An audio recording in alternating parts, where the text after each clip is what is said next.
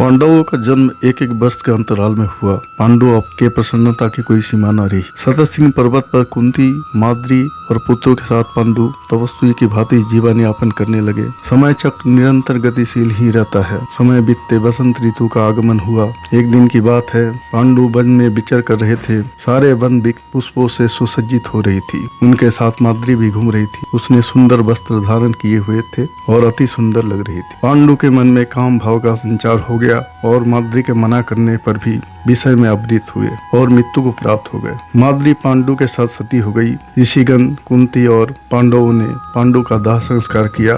पुनः ऋषिगण कुंती और पांडवों को लेकर हस्तिनापुर आए।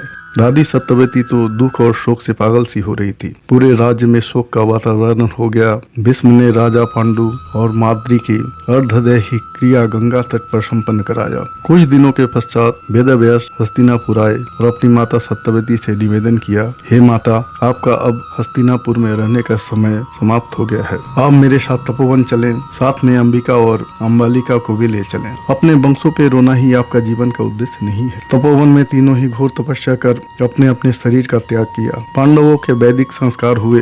वे आनंद से पिता के घर में रहने लगे। कौरव और पांडव दोनों आपस में खेलते रहे।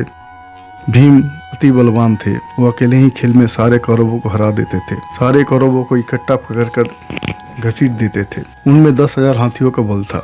दुर्योधन के मन में भीम के लिए दुर्भावना जागृत हो गई। उसने उसे मारने की योजना करने लगा। भीम को खाने में बड़ी आसक्ति थी। एक दिन की बात है कि दुर्योधन ने जल विहार के लिए गंगा तट पर बड़े बड़े तंबू लगवाए और पांडवों को भी साथ में चलने के लिए आग्रह किया। युधिष्ठिर अपने भाइयों के साथ गए। वहाँ रसोइयों ने खाने पीने की बहुत सारी सामग्री तैयार की। सभी राजकुमार परस्पर खिलाने पिलाने में जुट गए। दुर्योधन ने भीम को मारने के उद्देश्य से खीर में विष मिलाया और भीम को खिला दिया और तत्पश्चात सभी राजकुमार जल क्रीड़ा करने लगे। भीम जल क्रीड़ा के लिए नहीं गए। उन्हें नींद आ गई और वे वृक्ष के नीचे ही सो गए। दुर्योधन अपने भाइयों के सहायता से लता की रस्सियों से उसे बांधा और गंगा के ऊंचे तट से जल में ढकेल दिया। भीमसेन इसी अवस्था में नागलोक पहुंच गए। वहाँ विषैले सर्पों ने भीमसेन को खूब डसा, जिससे विष का प्रभाव कम हो गया। भीमसेन सर्पों को पकड़ पकड़ कर पटकने लगे। नागलोक में हाहाकार मच गया। कुछ भागे हुए सर्प नागराज वासुकी के पास जाकर सारा वृत्तांत निवेदन किया।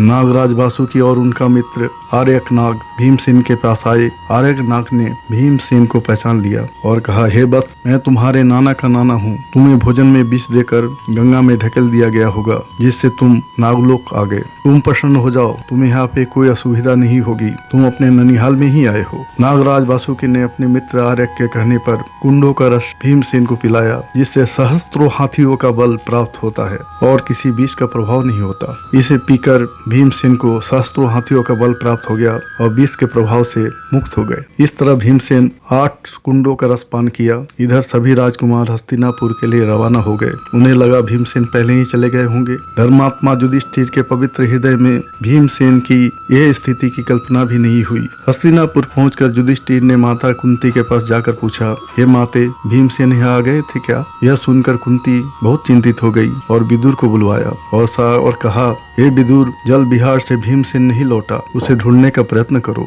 मुझे दुर्योधन पर विश्वास नहीं, कहीं उसने क्रोधवश मेरे वीर पुत्र का हत्या न कर दी हो। विदुर सैन्य सामंतों के साथ गंगा तट पर आए और जल विहार के स्थान पर पहुंचे और उसके आसपास ढूंढने लगे। उधर नागलोक बलवान भीमसेन के 8वें रस पच जाने के बाद वे नींद से जगे। उस समय नागराज वासुकी और आर्यक नाग ने भीम को दिव्य वस्त्र धारण कराया और उन्हें सुसज्जित करके नागों को आज्ञा दी कि माता कुंती चिंतित होगी, भीमसेन को हस्तिनापुर छोड़ाओ। नाग भीमसेन को जल विहार के स्थान पर तक पहुंचा दिया और नागों ने पहुंचाने के बाद वहीं अंतर ध्यान हो गए। भीमसेन को देखकर विदुर अति प्रसन्नचित हुए और हस्तिनापुर के लिए रवाना हुए और बीते हुए वृत्तांत को गुप्त रखने की सलाह पांडवों और कुंती को दिया। राजा धृतराष्ट्र ने देखा कि सबके सब राजकुमार खेल कूद में ही लगे रहते हैं। तब उन्होंने गुरु कृपाचार्य को ढूंढवा कर शिक्षा देने के लिए उन्हें सौंप दिया। कौरव और पांडवों ने कृपाचार्य से विधि पूर्वक धनुर्वेद का शिक्षा प्राप्त की।